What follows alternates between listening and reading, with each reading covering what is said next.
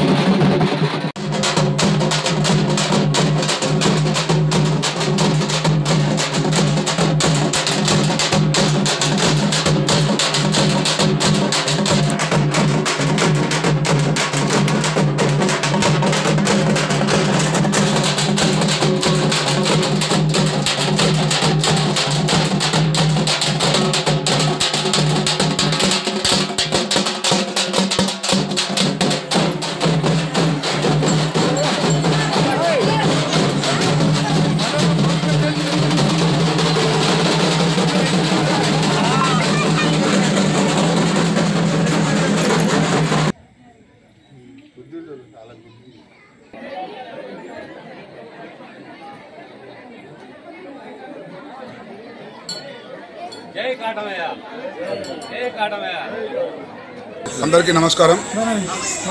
ప్రతి ఏటా గౌడ సంఘం వారి ఆధ్వర్యంలో నిర్వహిస్తున్నటువంటి కాటమయ్య కళ్యాణోత్సవం మరియు అన్నదాన కార్యక్రమం ఈ ఏటా కూడా బ్రహ్మాండంగా నిర్వహించడం జరిగింది.